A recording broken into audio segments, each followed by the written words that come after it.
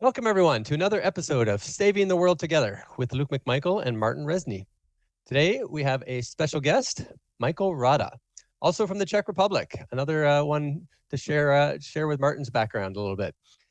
And today, Michael will be sharing with us all of his work on Industry 5.0, which is basically a new way of viewing the world with a less waste mindset, kind of getting rid of pollution, all the different categories of pollution that we need to focus on, and how to essentially change our world and make industry better, that it focuses on less waste or zero waste as we move forward into this saving the world post-capitalist or post-problem future, let's just say, as we move towards our protopia together. So, Michael, please introduce yourself a little bit and let us know a little bit about your work with Industry 5.0. Okay, there is generally not too much to say because, I have no academic education. I say that because when I am participating on similar events, there are professors and academians who has a long list of titles. On my business card, you will find only one, human. And generally, I started my career in 1990 as a steel factory worker. And till today, I spend most time in a boiler suit in factories. More than 23 years I spent in logistics and with logistics, get into specialization into global supply chain efficiency and innovations. I even educated on the academy. And generally, coming back to Industry 5.0, I was working for the second largest Japanese corporation on a board. That was my last job as an employee. And I realized back in 2010, there is nobody in the world who prevent waste happen on industrial scale, not a single company. I was surprised myself because I expected the waste industries, the players, to do so. No, they manage the waste, which I did not recognize the difference at the beginning, but I learned very fast about it. And so when there is something which is not existing, I am the man who generally created. So I created something which I named industrial upcycling because there was even no name. I left the corporation 3 years later.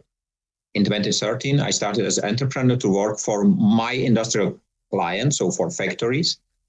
And what was interesting that 1.5 years later, the CEOs and the owners meet me and everybody says the same thing. They said, Mr. Rada, what you are doing is not methodology. You created a new industry.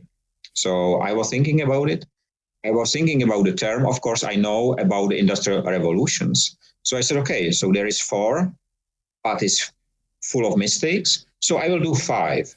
But at the same time, I spent 18 years of my life in a communist country, Czechoslovak Socialist Republic was the official name. So I have learned in a school a lot about revolutions in Russia, in Cuba, in China, a lot of. And I have learned that revolution is all the time the same. It's a short period of time. It's a shock. Then many get killed. You can pay the soldiers who kill for you. And the third one, after the revolution, very few get rich and the rest lived in scarcity. So I said to me, no, if I should stand behind something called Industry 5.0, it will not be a revolution. So what it can be? I look out of the window and I saw nature. And I said, okay, it will be evolution. And the crazy part is, few years later, some scientists told me, but a man cannot start evolution. And I told them, sorry, I did. So it's like the bumblebee shouldn't be flying, but it is flying. So I did. What was interesting, that immediately it has huge impact. I wrote a very short article about it, which is generally make me to the author or the founder of Industry 5.0. It was not my intention. The article is not long. It was published in my blog on December 1st, 2015. And it's named, and right now you get it, it's named Industry 5.0 from virtual to physical. And already at that time, it was swimming up the stream because everybody tried to go digital. And I said, no, let's go the other way. Let's go other way around. And it has such a huge response that I know that something happened, something very special. So I keep the term I start to define, for example, Industry 5.0 is there to help to build wasteless world for all. And when we speak about waste, we do not speak only about the trash, but about 5 categories of waste, which are physical, social, urban, process. And 3 years later, we add the 5th one, and this is the wasting of time. Very important. And what is interesting, the methodology which I developed can be applied on prevention of any of these types. So you can make it in a bank, you can put it in a school, you can make it in a government office, and it will work. So today I'm leading people in 118 countries, which is covering about 93% of a global population. I have their so-called Industry 5.0 ambassadors. We are spreading the knowledge, helping the companies and businesses to the level of government to implement the principles. And 3 years later, I think KPMG named Industry 5.0 the leading industrial trend of a decade. 1 year later, the same company says it's the leading global industrial trend of a century. And just yesterday, day before yesterday, the UK government says that UK will go zero waste by 2050 by following the Industry 5.0. In Italia, the Ministry of Trade announced 12 billion euro subsidies for Industry 5.0 project to reach, they call it Transformation 5.0, and Industry 5.0 should be the tool. So a lot of people, a lot of governments, a lot of companies, including NVIDIA, including Airbus, Jaguar, Land Rover, and so on, they said they will go into the direction of industry. So right now it is important to narrow the understanding of the term and do not let anyone to play with the cards of so-called Industry 5.0 fake, which was introduced as a subsidy for Industry 4.0. In a way, let's sell the products and materials and solutions which has not been sold with the term Industry 4.0. Let's put there 5. And if you look at the steps which, for example, the European Commission made, every expert and the head of the department responsible for Industry 5.0 since January 7th, 2021, was before Industry 4.0 expert. So Michael, can you walk us through just the basics of what's different between, everything we've done in industry up till now? We've got obviously reduce, reuse, recycle has been a big part of the last 20, 30 years with kind of, shifting to the recycle mindset. This takes it to kind of to the next level. Okay. Adding a few R's and adding a few concepts to it. But what would you say are like the major, easy to explain differences? What's the elevator pitch to a normal person, a non-industry person, that they would understand kind of what they need? I will explain it in simple words generally, because waste prevention is not waste management. You mentioned recycling. Recycling is a great idea in a very, very wrong hands of the waste industry. Because if you imagine what is the core business of waste industry? To manage waste. Right. On there, they make it up to the 3rd most profitable industry in the world because they manage waste. More waste equals more profit for them, right? So exactly. There's no incentive to reduce it. Exactly. And if you put more garbage bin of different colors in the same room, you will fill them. Simply, you will fill. This is the psychology. They work a lot with psychology. Mm-hmm. So what is interesting, if you reduce the bins, one will be enough after that.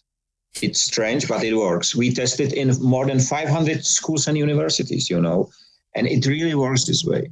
And so it's like example very similar with traffic lanes, also basically scientifically proven, like the more lanes you have in a road, the more congested it is. It's like the same sort of counterintuitive psychological principle. Yeah. I have the opportunity. I was just before COVID, there was a international conference of students of psychology in Prague, and they invited me as a speaker. Until now, I don't know whether I was invited as a patient. I don't know, and I don't care. But I have my speech there, and I was the only one without that title on a business card. It was quite strange, but I met there a guy who was responsible, who was asked by United Nations to make carbon emission trading presented as a positive environmental tool. But it has nothing to do with environmental protection. In fact, from my perspective, it is the biggest crime against the planet and humanity which was ever made. But let me come back to your question. To explain what is different, I have a very simple way to show it to everyone who will not only listen, but to look. I use my business card, if we meet in one room, I am the old school, so I use a business card. We meet, I hand you my business card over, you take it, everything is fine, great. Right now, forget it. We meet again for the first time, but there is one difference. We come to each other, and in the middle is completely new stainless steel bin, okay? I come to you, I fall down, and the business card fall in the garbage bin. I do not have any second one, but you would like to have it. So we look inside, and there is just the business card, completely stainless steel bin. So, and you said, Michael, I will take it. So I apologize. I take it out of the business card, of the garbage bin. I check it, apologize again, hand it over to you. And right now, very different, very interesting part. If you take it from me in Czech Republic, and I think Slovakia as well, you have the right on a penalty of 200,000 euro. It will be the most expensive business card in your life. And just now I will show you why. Because it is connected with the definition of waste, which was introduced globally by waste industry. Imagine that this edge of this hand is the edge of the garbage bin. Here is the business card. So here is a business card, here is a business card, here is waste. You see, nothing happened with the item, nothing. But it reached, and here I came to the definition. Waste is something which is located on a location dedicated to waste storage. It can be a garbage bin, it can be container, it can be just a line on the floor written waste. If it reaches it, it becomes waste. Here, it's a, let's say, item which has a value. Here, immediately it loses its value, because you have to pay the garbage management and so on and so on. How you prevent waste happen? You catch the business card before it reaches the edge. You can do it with 98% of everything what you do. So simple it is. So it is waste prevention, waste management is about cost, because you have to invest in technology, in new garbage and so on. Waste prevention is here. It is a change of mindset. You don't waste. And just to finish this example, one very simple, which we test in every school. Everybody or many people use single-use plastic bottles. Even when they came to my office and they see it, they said, are you crazy? You have a plastic bottle single-use in here. I have it, but I don't use it just a single time. Because the single time is just a term introduced by the producer of the drinks, and usually of the plastic bottles, which makes your mind to think I have to throw it away. No, you don't have to. If you refill it for a second time, you cut by half the carbon footprint. I have here bottles for 7 years, refilling it, not drinking out of it, using it for watering my roof garden here behind my window. For 7 years, the bottles are there, the water is there, they are not leaking, and the flowers never complain, because if there is sun, they need water. So this is the difference. And here behind me, you see, for example, handmade cut vinyl record sourced directly in a vinyl record factory. Here is the biggest one in the world, close to me. And they throw away a single day to 10,000 pieces because of the sound. The issue is that in factories, the volumes of waste generated are NG products, because it's not waste when it does not reach the edge of the garbage containers. It's so huge that very few can imagine. And this is why I was able in these 11 years to prevent more than 10 million metric tons of waste, any kind, from a small things, screws, up to the entire factories. So as I understand it, the basic idea is this: getting everyone, industry and individuals, to just rethink waste in general and find ways to either reuse the waste somehow or upcycle it or downcycle it into some other purpose without throwing it away, or perhaps even just stop in the first place of using, things that aren't easily reusable somewhere else, or changing the process so that there's no waste. Look, I have spent 8 years to write one page, and you know how much I am publishing. So I'm a heavy writer, really. But this one page, I will send it up to you. You cannot see it. It's one page. I need 8 years to write it.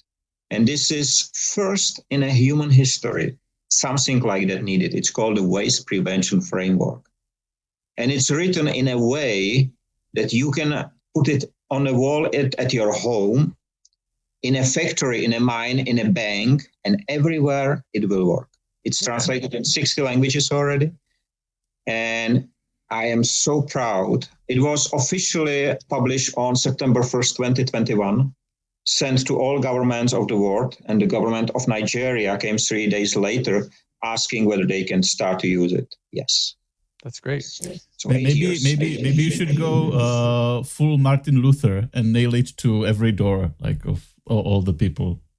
Thanks to my activity to publishing, using the electronic media, internet, and everything. So I do not have academic education, but still I delivered keynotes and webinars on more than 500 universities all around the globe.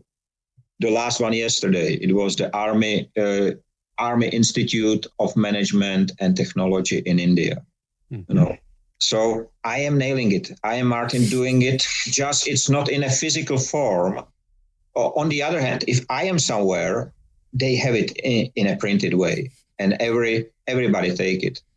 It's every time I'm surprised how effective it can work. So you just need to wake up the people and give them the tool, and I have the tools which I'm handing over. So Michael, the other question I have, so in the past, I guess there's always been kind of two ways in my mind to reduce waste or control waste, let's just say. One is through like the conscience, like asking people nicely, please reduce less, please recycle, please don't waste things. And then two would be kind of like somehow charging or forcing them, saying that like a fine for waste, right? Do you have like a preference, whether it's like a carrot and stick a little bit, whereas the carrot's please don't waste, and the stick would be like, here's a fine if you waste? What's your preference on how the government or how we as individuals or as a society should kind of balance that carrot and stick mentality of not wasting? As I mentioned, when there is something not existing, I create it. And the same is with this. So I do not use these two approaches. I use the third one. Not a single company in 11 years joined me because of sustainability, no matter what is written in their annual reports. But they joined me because I asked the CEO only one question. One question, no more is needed. Do you want to generate waste or profit? For 11 years, I get only one answer. Because if you do not, waste is all the time cost. And if you do not have this cost, you increase your profit. So simple it is. And if you do not overproduce and you produce the right quantities, again, you get rid of a lot of waste and cost. So everything is connected. And you mentioned it at the beginning, and this is what I like about your project, that is really everything is connected, And what is interesting, I realized there are only two things which are the same and part of every business. One, everybody speaks about, and this is money and profit. And there is nothing wrong about profit as long as you do not hurt anybody else or the nature. So money is there, everybody is speaking about it. But the second one, nobody is speaking about it, and that's waste. So if you get rid of the waste, this one go up. So And on a personal level, of course, the people do not follow me or work with me because of Industry 5.0. But Industry 5.0 is there to help to build wasteless world. And just now there is another interesting piece. And this is, if I say what you imagine when I mention wasteless world, it can be a long list, but there will be at least 3 things will be there every time. And we test it globally. The first one is clean water, which you can drink without any harm, have a fun and enjoy. The second, especially after COVID, is clean air, which you can breathe without a face mask on, and there is no harm about. And the third one are the smiling faces of people you love around you. And because of these 3, or because of the image of wasteless world, and the language which you see, I do not speak any academic language. I don't know how to, my English is very simple. And all the time I said, maybe I speak a little better than Mr. Yoda, and that's why I am understood, because we call this language, the language of efficiency. I am speaking from my heart to your heart. And the heart of a man does not care whether you are black, bald, white, whatever. It's a heart.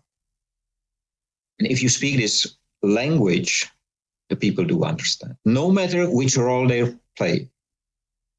Yeah, that definitely goes in line with what we've kind of established with our whole pollution pillar, preventing pollution as part of our Saving the World concept. And it kind of came down to me over years of learning and studying that it's really about, I guess, getting the cost of pollution understood and correct. Like you mentioned, that if you can reduce pollution, you increase your profits. But I think in the past, pollution was, more often than not free. You just dump it wherever, right? You didn't have to pay the price of pollution. But if you actually bring the cost back somehow and put it into the full cost accounting, so that every industry, every individual realizes there's a cost to this pollution. If it costs me $2 to put my garbage out, or it costs this industry so much for the pollution they're putting into the air, perhaps. And so we like you mentioned the carbon trading. So I've always been a huge fan of, I guess, carbon tax or any kind of pollution tax in general, just because it forces people to realize the cost of pollution. They don't just outsource it and externalize it to society, right?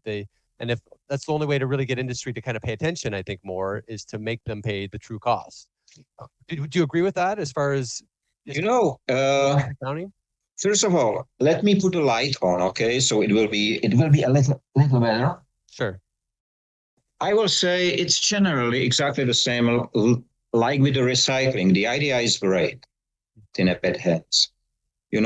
If it will work as it is projected to us, that one pay, the other receive the payment and do something. So firstly, big amount of this money will never reach the destination. The second, if you pay, you can continue in imaging, because in fact, the carbon emission trading is very similar to something which is called, in the Middle Ages, it was called indulgences. Indulgences, yes. The kings, when they go to the war, they pay to church. They can kill anyone, because still they will go to the Eden. This is exactly the new form of indulgences. You prepay for doing evil, but you don't have to not to do the evil, and that's the issue. And it was exactly what I thought I was joking when I said that you're going Martin Luther, but I guess it's more exact, the metaphor. In Industry 5.0, we go a lot of back to roots, because, in the roots, there exists one segment of archaeology, and it's really dive into landfills. It investigate about waste. And they find out that in the times of really scarcity and catastrophes, people did not waste. And exactly that, we should not let the situation reach up to the level of the catastrophe. We should prevent it to happen. So this is why I said, if it will work, I am fine with it, but it does not. So this is why I call to dissolve United Nations for several years already, because they are not acting. Here behind me, this man is generally my granddad. He passed away 2 years ago. he was 99 years and 9 months. He was teacher all his life. We spent such talks in 4-5 hours talking about very difficult topics, which he looks from the perspective of 100 years, and me from the half. I'm 50. It was so fascinating. And he said, Michael, United Nations, they stopped to work 2 years after to fulfill the function. And I analyzed after. And since United Nations was introduced in 1945, there was, and you can find it, there was more than 650 war conflicts, biggest number in a human history. And the same, the carbon emission trading idea started in 1992. It took 5 years to legitimize. So in 1997, they start to trade in some way. And since then, carbon emissions skyrocket. So we are implementing something to pretend that we are interested in the prevention. No, the giants never interested in saving humanity. You know probably from Martin that in Czech Republic the term a robot was introduced, 1921. Yep. I'm sitting right now 75 kilometers from this place where it was introduced. And here came 97 years later the term Industry 5.0, which again is not only warning, but it is a tool which can really do the work.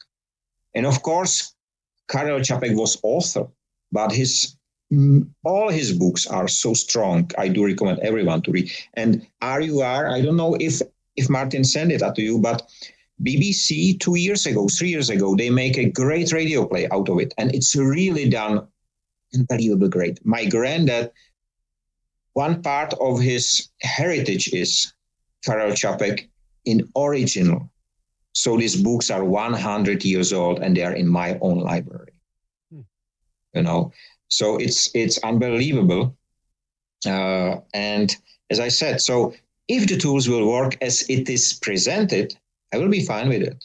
But it's not. Like the ocean cleanup project, It gets corrupted, doesn't it? It's easy for any good idea to be corrupted by the powers that be. And exactly. How do we prevent the corruption and make it more transparent and more kind of, cooperative and universal versus all these loopholes and all these problems with it? I would just like to point out that just now realized that Czech lands more broadly, not just like Czech Republic in modern times, are just sending world-saving ideas one after the other. It's just it's also mental with genetics. So you basically have from the Czech lands, you have genetics and robotics, and now potentially a complete redesigning of the industry waste. One of my, I think one of the podcasters I make an interview with, he said, and isn't Golem from Czech Republic as well? Yes. But so just people should stop in the world should stop taking that those world saving ideas and figuring out how to weaponize it and just destroy the world with it. Just that wasn't the point. Unfortunately, it is so. I just had yesterday a talk about cybersecurity in the age of Industry 5.0, and I told them, and all experts, and I asked them when the cyber crime begins, and generally according to UN, in the year 2000, when the UN defined 5 types of cyber crime. And I asked them at the very first slide, I asked them, do you prefer a smartphone or a wise phone? Because this one does not block your time 87% of your free time a day. It makes you only to make a call and SMS message. So, but coming back to your question, there is all the time a way, and the way which we follow in Industry 5.0 is to have 3 principles in every single project, and these principles are transparency, profit sharing, and efficiency. Efficiency because I'm a logistician and I know how important efficient things are. Transparency is almost nowhere in industry, because before you even enter the door, you have to sign NDA, not to tell anyone, it's so secret. But they use the same packaging, they use the same items. One throw it away and the second buy new. So it's horrible. And profit sharing? Yes, if you participate on a profit, you get a share. But today, if a company make a profit, the employees get share, not the CEO maybe, and the investors. But the employees who spend more of their life they don't. So they are missing another thing, they are missing meaningfulness, meaningfulness of work. And when I was preparing for the conference of the students of psychology, I found out online, and I can send you the link, interview with Carl Gustav Jung, 1959. It's black and white, unbelievable, like a podcast, 1 hour, 60 minutes. And he ends up with following sentence: the man cannot live meaningless life. And that was 5 years after I started and find the meaning of my life in building wasteless work for all. So it is possible. We have to break the silos between companies, between levels like senior manager, middle manager, break the silos. May I ask you one question, Luke? There is only one role model for Industry 5.0 from the very beginning. Only one role model. Who or what it is? I'm not sure. Is it not religious? I don't imagine. Is it a role model? I guess yourself in some ways, or trying to make. No, I am not such selfish guy. No, who's the role model? Enlighten me. It. Enlighten me. I'm very curious. It's nature. Mother Nature. Because nature does not waste. Gotcha. And nature does not have silos.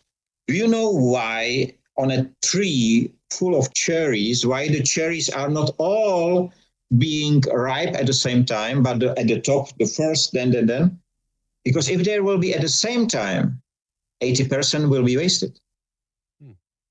But because they grow this way, up, down, according to the sun and shadow and so on, so there is a way how I can eat it, Martin can eat it, you can eat it, then birds will eat it, then it will become soil and fertilizer, and it's fine. There is no waste. And this is why nature is for me, and I am systematic guy, so I turn the principles of nature into the language of industries, and I was able to present it in a way where everyone would like to hear about ROI, return of investment, and so on. The crazy part in Industry 5.0, we have to invent new terms like zero ROI, which does not mean you will never get your money back. It means you don't need to invest to get money out of a project. Which means, for example, if you prevent the waste happen, and you, let's say you are receiving something in a cardboard boxes, some parts. You open the box, you take the parts out, you throw the box away. That's a standard procedure. The other department buy the box of the same size, new one. But this department does not speak with this department. They don't know that it is in the garbage. If you just connect those dots, you will get them. And this is how you can do it inside a factory, across supply chain, across global supply chain, And this is zero ROI. But there is even one more crazier. It's so-called reverse ROI.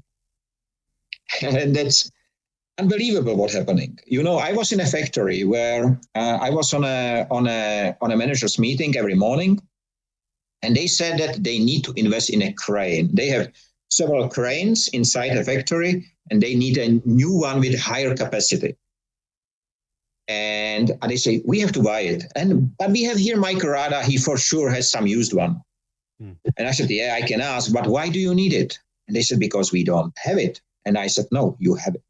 The day before this meeting, there was no reason for me. I never did it before. I went through the factory and pictured every single crane. And one of these cranes has the capacity which they need. It was just parked at the back of the factory, and nobody know about it. So, and I said, you have it. And they said, including general manager. They said, no. And I said, okay, so let's walk there And I work with 20 managers who was working for 30 years in the factory. And show it, there it is. So they saved, with this 1 minute information, they saved 84,000 euro on buying new crane. Wow. And this is so-called reverse ROI. So you have something, but you forgot about it. This is the professional blindness, because everybody is pushed by new. And I have similar examples, hundreds of. Okay.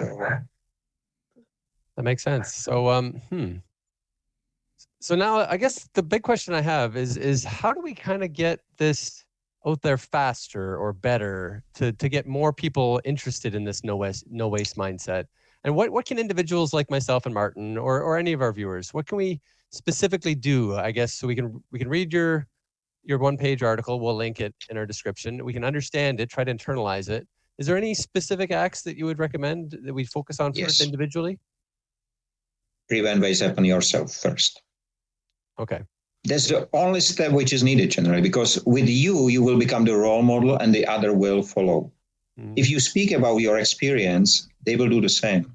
Right. It is very simple, it's nothing special.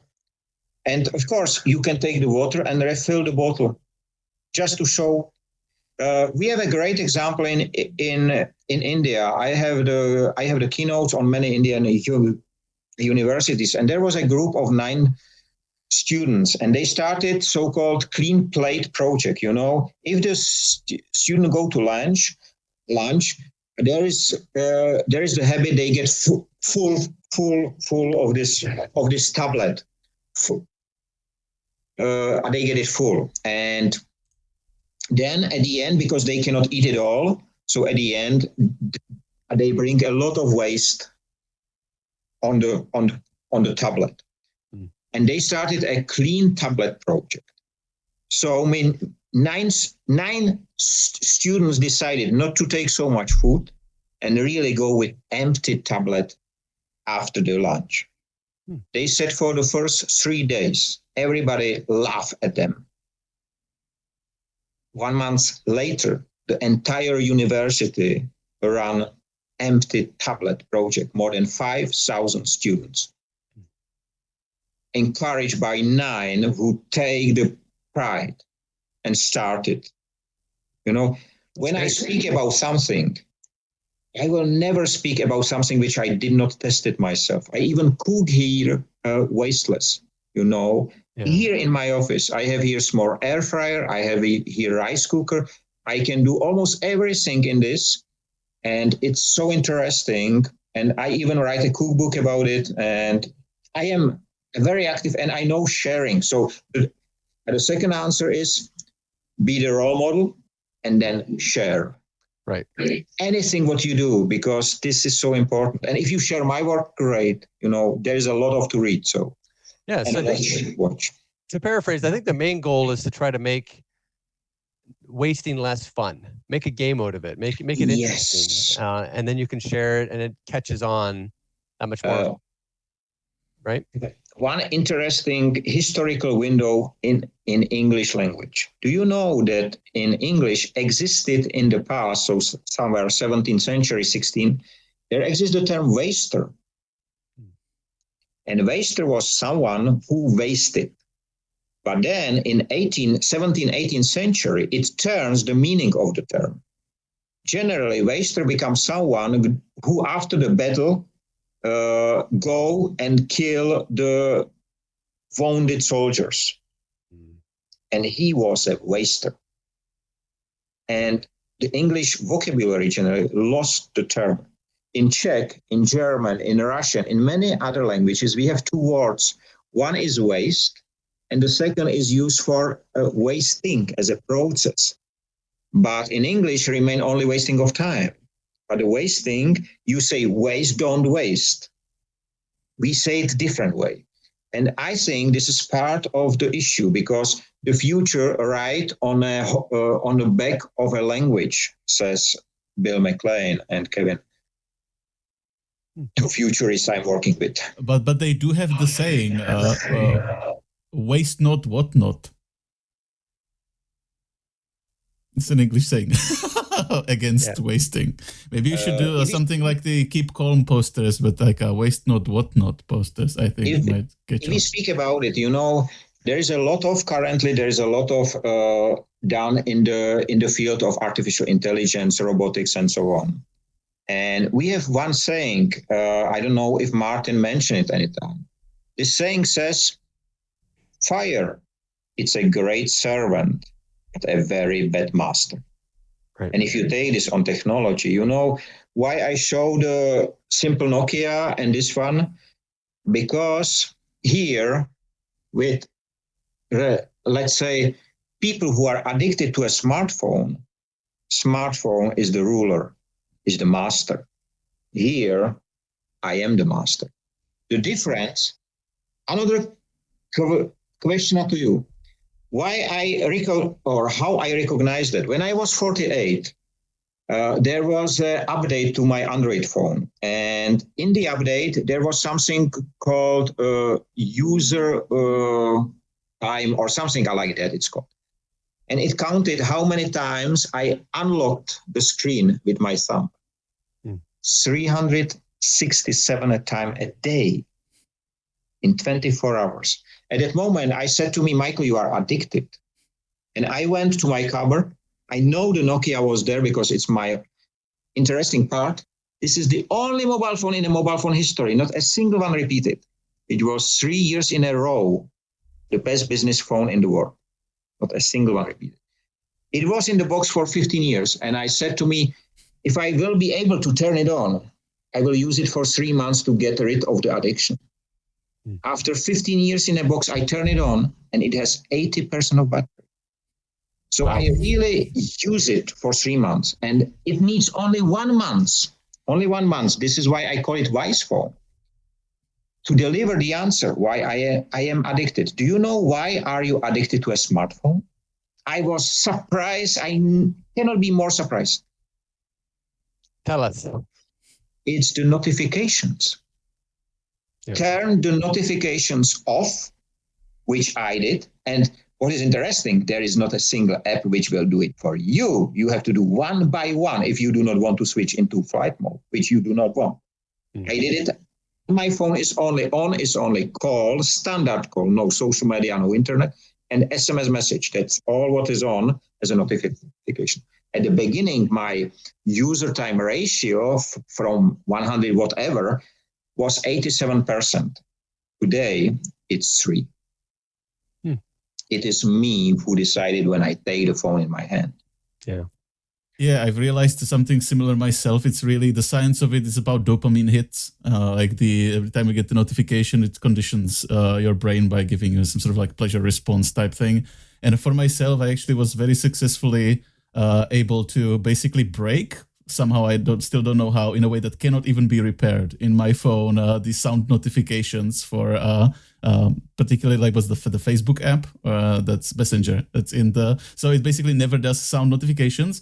And after like a little bit of that, I realized it's like it really changes your brain chemistry and behavior completely. Just when I just like right now, also like you said, I just look at the phone when I decide to.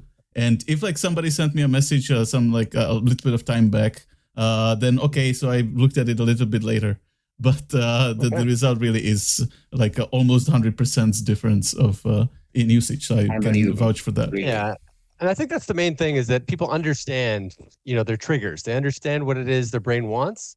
You find ways to get it. I mean, whether it's exercise or whether it's hobbies or work, whatever it is that kind of triggers your own personal dopamine hit. There's so many different things to eat up our time, but it's about making a conscious decision to say, okay, I'm happy with so much amount of my time going to this and that and the other thing, and making that choice to spend our lives how we want and not be dictated to or enslaved by the technology or by the waste to some extent. So, because we have the wasting of time to prevent the wasting of time as well, which in comparing to all the other 4 categories, it's a very special one. Yeah. Because not a single second wasted will be brought back. When I look at the futuristic cities behind you, I didn't tell you that I'm time travel. I travel into future. I cannot I travel back. I do in the future. And it's quite interesting. Currently, in the English way, I am 6 months ahead. In Czech, I'm 3 months ahead. I was up to 1 year ahead. How I write my blog ahead of time. I write today for August. What is interesting? The things happen at the time of publishing. Mm-hmm. And I am accurate. A few years ago, I was accurate up to date, specific date, like when the Ministry of Trade in Czech Republic, it was a lady, Marta Nováková, when she quit. Nobody expected. I predicted it 6 months ahead. And today I'm able, time to time, to predict up to minutes that something is happening. It is very special. Everyone can do. The thing which I think it's impossible is to jump in time. If I would like to see Wednesday, I have to make Monday and Tuesday. Without these two, I will not be able to do Wednesday. So it's very interesting. I do recommend it to everyone to try, because there is only one person responsible for our future, and this is us. Absolutely. Okay. Well, I actually had a couple other questions for you, Michael, on some other perspectives. So I know you were working with Richard Kiernicki specifically on the time value of money a little bit in the past. And I was curious if that ties in a big way into industry, or if it was kind of a side thing. He's the one that referred us to you in the first place. So I was curious on how deep you are into the whole. Very little. We have spoken only once. We are resonating. But we never did it again because I have some appointment. He has, it's not so long time ago. In fact, I think that the financial system again is broken, same as the political system and so on. But at the same time, I know I will not be able to change this completely, because we need to restart the entire system. Sorry to say that. Who was so stupid to set up when we speak about the politics, to set up a right and left, give into the hand a knife, which try to cut the other hand away, considering it will become stronger. Right.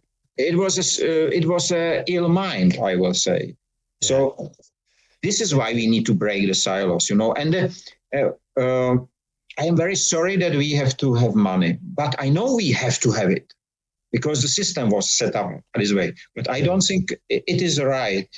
But I think that what he does, because his work is, for me, quite complicated. I do not have this knowledge. But I have another question. If I can, I give it to you.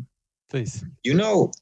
Last year, we find out that the world famous formula from Albert Einstein, E = mc squared, can be used outside of the physics. Okay. And my question to you, if we use it in economy, which means E is economy, what is M? It is in every economy. I guess money. Yes, you are right. Money times, what would C be? You are right, but what is C squared? Maybe labor of some kind, or It begins with C. The term in English begins with C. Money times capital. Capital is basically the labor or the resources. Is money times corruption. Oh, really?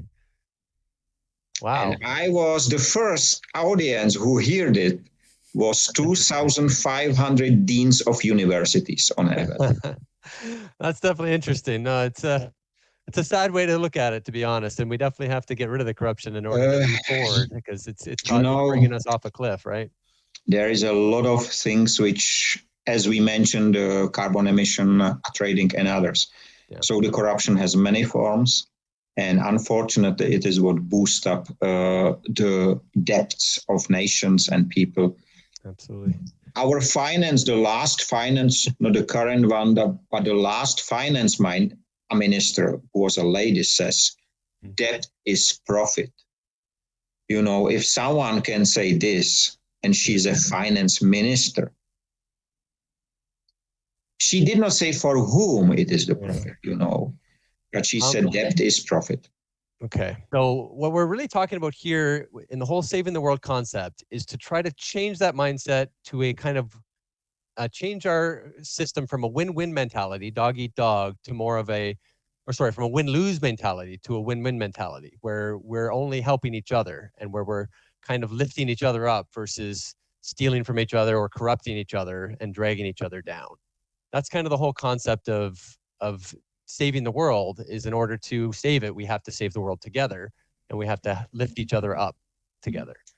So how do we change that equation, Michael? How do we make it economics equal money times the goodness squared, or the charity squared, or something? Money times charity squared, I guess, could be a good seed. You know, I don't know if we can change it this way, but what we can use the term, we use it as a on the ground mine. On the ground mine is something which is existing, but we don't use it just for a single purpose, but we find that it can be used differently. So this is what we call on the ground mine. And this is exactly one of the on the ground mines, which is here because it's the world's most famous formula. So let's use it to wake up the people. But then we have it in for E equal education. E is like efficiency, I think. We have 5 more types already.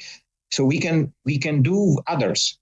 But I think what is important is to, again, we are very close to each other because we say that currently the reason for wasting so much is that we hunt for more, because more is the only criteria of success.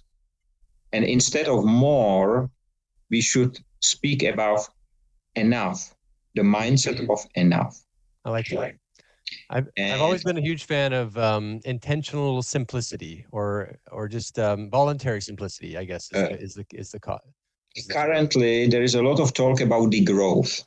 And it's connected, usually the growth is connected with scarcity, with something, I will be poor, but it has nothing to do with it. If you take the example of nature and evolution, nature shows us that degrowth must be part of the evolution.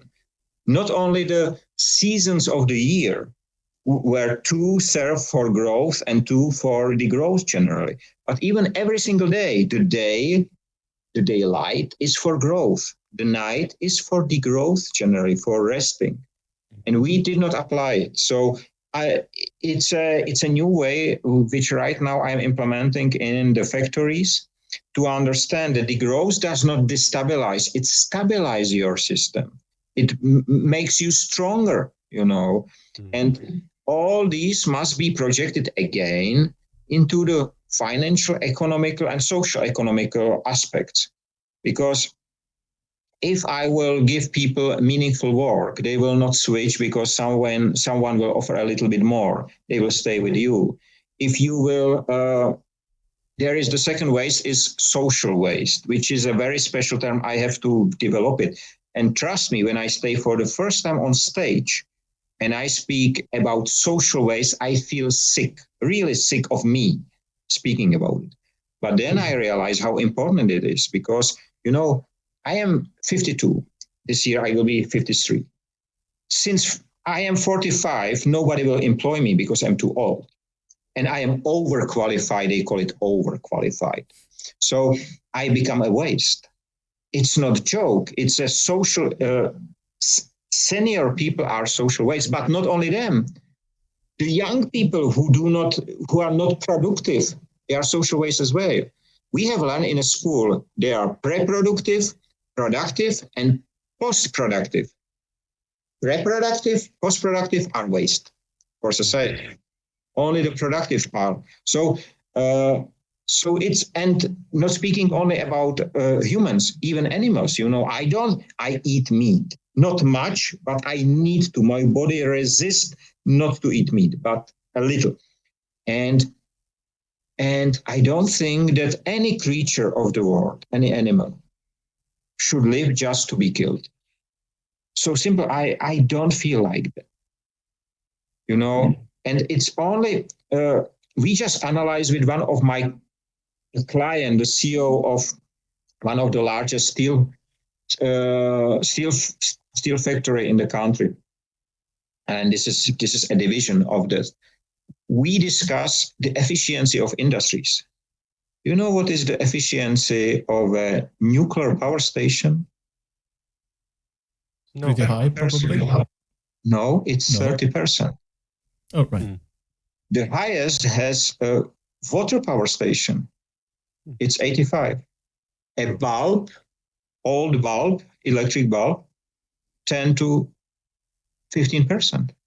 Right. You know, in the average of industry efficiency is 30%. So it's like if you buy a bread in Czech Republic, so we have a big bread, you cut a loaf, I hope, and you throw the rest away. This is how we behave. I can tell you, I was standing on an unloading tram, and there was with the second biggest wholesaler of fruits and vegetables in my country. And there came a truck rejected by the buyer of one of the chains, and it was full with radish, fresh radish. Because he refused it because the leaves, which we do not eat, has been not green enough.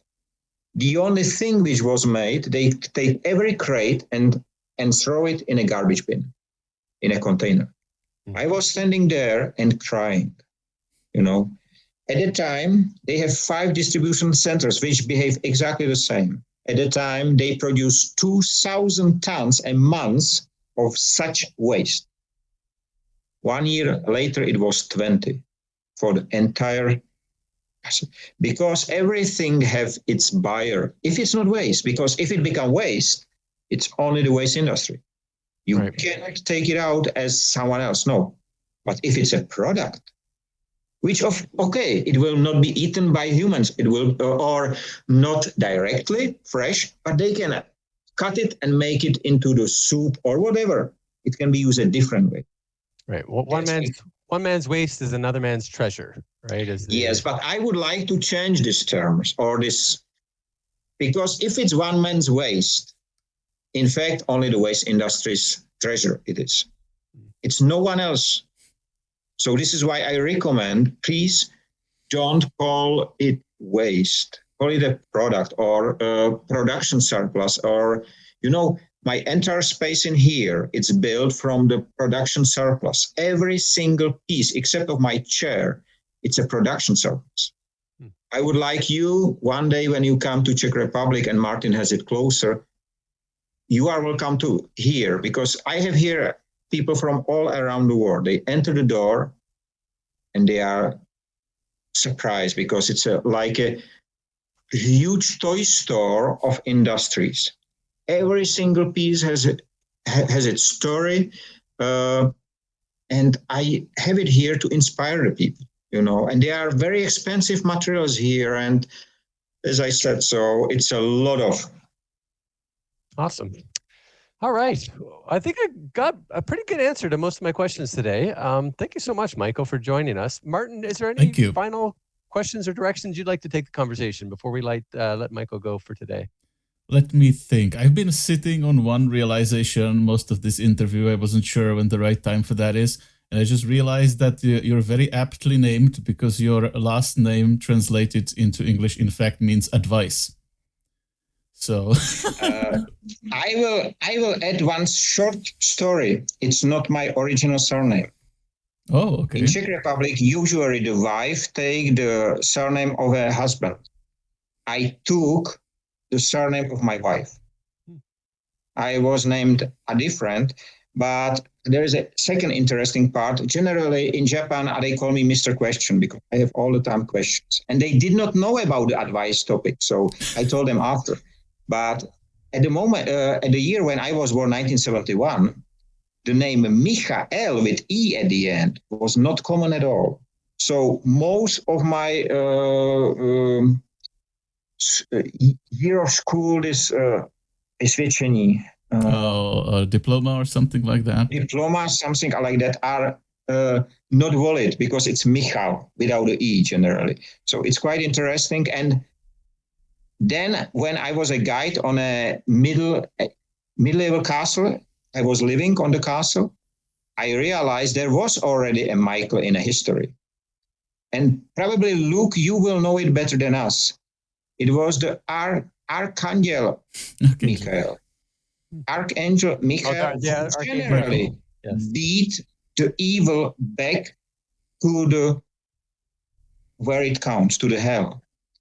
So I have learned that probably it was, I do not believe in coincidences, so there you go. I just don't have I have the wings here on my t-shirt today, so not on the back. There you go. That's, of course, my surname as well. Mac Michael is the son of Michael. And my first name, Luke, it comes from the Bible as well as Star Wars. So it was all about just getting to the light side. We have to meet today. That was, it's not coincidence. It is so. There's a lot in the name. I like names and finding the etymology and where they all come from and where they're taking us. There's purpose behind everything. Thanks so much for joining us today, Michael. I'm gonna absorb this a little bit. I'm gonna try to figure out what I can do to, of course, waste less. We can all do something in our own lives. Thanks so much to our viewers for joining us. If you've stuck with us this long, please do whatever you can to waste a little less and share the message of Industry 5.0 a little bit more. Luke, may I ask you before you end, may I ask you one favor? Absolutely. Usually when I end such a call, I would like to end it with this sign. It does not mean Michael is number one, not at all. It has nothing to do. It means we follow one aim, and this aim is to build wasteless world for all. So if you agree, I will make a screenshot and then share it with everyone. And before we end, I would like, 3, 2, 1, smile. Okay, let me check, because sometimes it's not stored. As we checks do, we check. Okay, it is there. And let me wish everyone have a nice time free of waste and wasting in all its forms. Stay safe, be free, and be human. Thank you so much, Michael. Let's create a wasteless world for all, and let's save the world together. Yes.